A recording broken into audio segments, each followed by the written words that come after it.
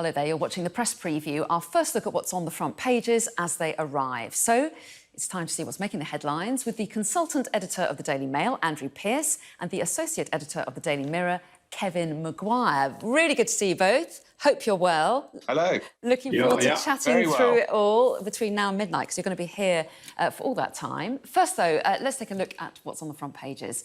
And the budget, inevitably. The Financial Times has a comprehensive review of today's budget with the headline, Sunak backs Johnson on spending. The Eye calls the Chancellor a big spender who has taken the tax burden back to the 1950s. The Times calls it Sunak's spending spree. So there's a taste of some of the papers. I should say they've come in very late. We'll try and show you the other front pages as they come in. Andrew Pearce and Kevin Maguire here to talk through them, though.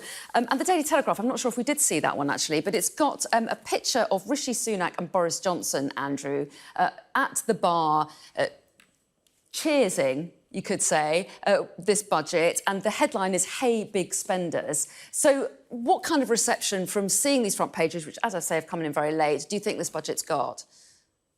Well, I think they'll be very pleased with what I've seen so far. It's very difficult for the Telegraph because it still has great Thatcherite instincts. It wants fiscal rectitude. It wants tax cuts. It doesn't like huge public spending, and it will hate the fact that now that this Chancellor this year has taken more in tax in 1 year than at any time since 1993, which was Black Wednesday.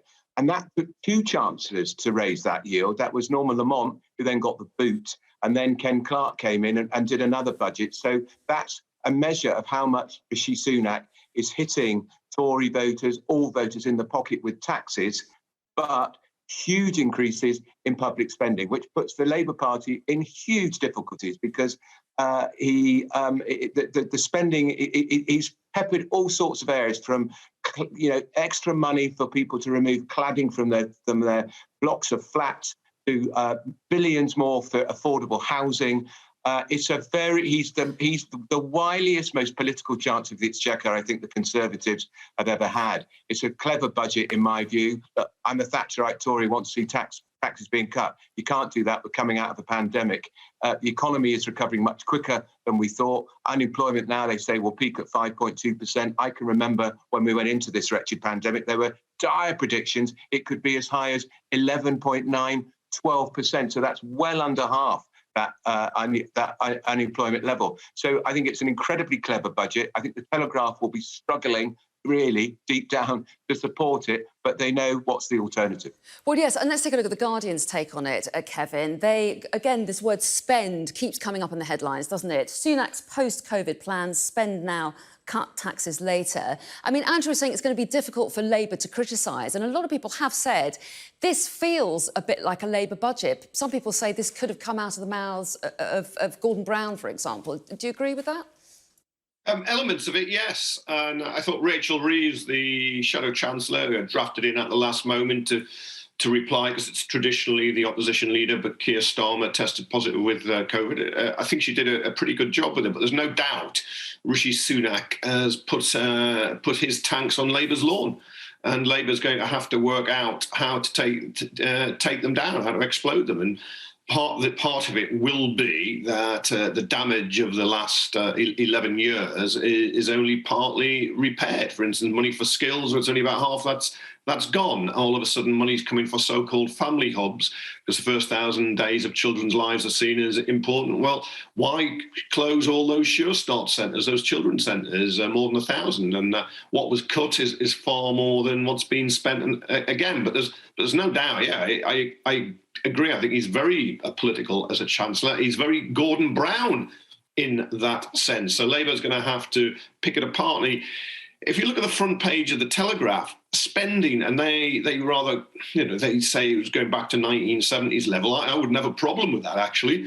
And I think if we just saw Andrew leaving, it's because he locked himself out of his flat earlier. I wasn't going to mention that. But if we did cut back... And he's got a locksmith in, who I suspect now wants pain. Although I think he's making more sense now. Now he's not there than he ever made when he is. But anyway, but if we looked at that Telegraph front page, they just report pretty straight spending, but the story below is households' fees face a squeeze from inflation and flat wages. Inflation could be 4.4%. Household incomes over the next 5 years are going to be growing by 0.8%, which is historically very, very low. Well, yeah. And he left out his national insurance increase to 1.25%. That's going up. So, yes, it's a clever budget, but it could unravel very quickly if the focus goes onto his tax rises rather than the spending, and people all of a sudden feel very hard done to because their family budgets are being squeezed. And Andrew has just arrived back in his chair, but I'll let him catch his breath for a moment. I was just having a calamity with my front door. I got locked out. So that was the locksmith who's finally fixed the lock. Fantastic stuff. I will fire a question at you then, because you look like you're very composed. Please. Once again. So a lot of pictures of the Prime Minister and Rishi Sunak clinking glasses, obviously a reference to the fact that alcohol duty is coming down. But what about, what does this budget tell us about the relationship between those two men? I mean, traditionally there's tension between those two roles, but a lot of people have said that Rishi Sunak has had to give in to the spending instincts of the Prime Minister. Is it Boris Johnson who's getting his way with this budget, do you think? Well, that's what Rishi Sunak wants people to think. Because he's got an eye on the main chance. He wants to be Prime Minister at some point. There's no vacancy at the moment. Boris Johnson's popularity is still pretty strong, even though Kevin finds that hard to accept. So he wants Tory backbenchers to think, you know, if he was in charge, he'd be trying to cut taxes. If he was in charge, perhaps he wouldn't be spending quite as much money. And actually, it's that reckless spendthrift in number 10 who wants all of this. But actually, I think they work together quite well. We know in the summer there were real problems. There were real tensions over. There was a leaked letter all to do with the chaos over whether we could or couldn't fly in and out of Britain. And the Chancellor's letter was leaked. The Chancellor's people say it wasn't him. It was a letter to the Prime Minister. You think he could have just popped next door and had a conversation about it.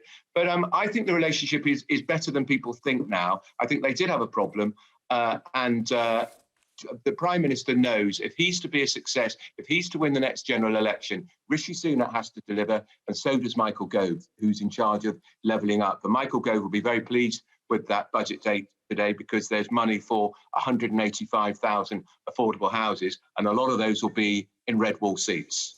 Well, yes, and I think I've mentioned The Guardian. I don't know if we got to see it on screen there. Sunak's post-COVID plan, spend now, cut taxes later. Let's also take in the FT as well, shall we, Kevin? Sunak backs Johnson on spending, referring to what Andrew was talking about just there.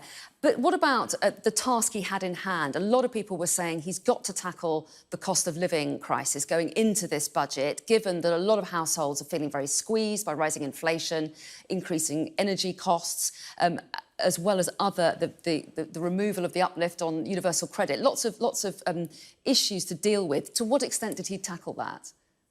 I think very little, actually. He did something such as he cancelled the alcohol duty hike. But remember, he's putting up national insurance. He is freezing income tax thresholds. He took away $6 billion on universal credit. Now, he is cutting the taper, and that should be welcomed, or going down from 63 to 55%. The problems with tapers, problems with mean testing didn't come in 2010 when the Conservatives came back to power. They've been around, and Labour wrestled with this too. Now, that cut will help those people on universal credit who are in work. It means they'll have a bit more money to pay their extra national insurance. But it will still mean the marginal rate of tax for somebody who's a low earner is effectively 55%. That's a bit higher once you put income tax and national insurance on it. While for a top earner, the highest rate is 45%. So the system isn't fixed yet, but that was a move in the right direction. But I think the FT correctly do get it that Sunak has to back Johnson on spending. I think there are genuine tensions between the two. I think Andrew's playing it down a bit now. It may not be as bad as it was in the summer when the Prime Minister was remarking that he might sack the Chancellor and move him somewhere else. Downing Street were briefing that was a joke, but nevertheless, there was a hint of the genuine irritation in it. The Guardian, which we've seen, and I know I'm jumping around here, they pick up on Sunak saying he wasn't going to mince words. Going forward, every marginal pound will be on lowering taxes rather than extra spending. So you can see before the next general election, whether it's 24, 23, or even next year, there will be some announcement on lowering taxes to try and wrong foot Labour. Although Gordon Brown, it's got to be recalled, he did cut income tax. He also cut corporation tax, which is going up from 19 to 25% under this government, quite rightly as well. And let's bring in the Eye as well, Andrew. Their headline, Big Spender Sunak takes tax burden back to the 1950s. And as they always do, they have a series of subheads as well. One of them focuses on this universal credit issue. They say universal credit cuts for low-income families are scaled back, but rising inflation is forecast to wipe out projected wage increases next year, pretty much reflecting what Kevin was saying. I mean, to what extent is this going to matter a few months down the line if people still feel badly off? Well, and we don't yet know where this fuel crisis is going to end. We don't know how much higher prices are going to continue to rise or not. Look, the move on the taper on universal credit was the rabbit out of the hat. Nobody saw that coming. Nobody expected that. This has been a budget that's had so many leaks. I don't remember a budget which leaked quite so much, which is why the Chancellor was rebuked by the Deputy Speaker, Dame Eleanor Lang, today. But he's moved on the taper, and that's going to save families who are working who are in receipt of universal credit £1,000 a year. But if you're not working, it's not going to save you any money at all. So we are in for a cost of living crunch, but we are coming out of a pandemic, and we can't just go straight from where we've had millions of people on furlough into a position of relative economic calm. We've got a long way to go. We're in huge debt, and unfortunately, there's always people who are going to lose out on that. And it's going to be a tough year. If he keeps inflation down to around 4%, I think they can probably get away with it. But some people think those inflation projections are a bit too optimistic, and inflation could be going above 5%, even to 6%. Yeah, that's right. That's right. We ought to take a break, but I'm just going to show the Daily Star because I don't think we've seen that headline there. I don't know if you've seen it, have you, you two? The Hangover Part 4 they have. And that's obviously Rishi Sunak on the left. It's Boris Johnson in the middle. Do you know who the one on the right is? I don't. Anyway, answers on a postcard. No. Anyway, it says shortages, bills soaring, but... Is it Simon Clarke? I don't know. Oh, it could be. Yeah. It could be. OK, anyway. They're saying shortages, bills soaring, but don't fret. Bozo and Rishi cutting beer by 0.3p. That's their headline there. Lots more to talk about. Don't go anywhere, but we are going to take a break right now. Coming up, getting ink on their faces and in the papers. Insulate Britain are back, and we'll be discussing that next.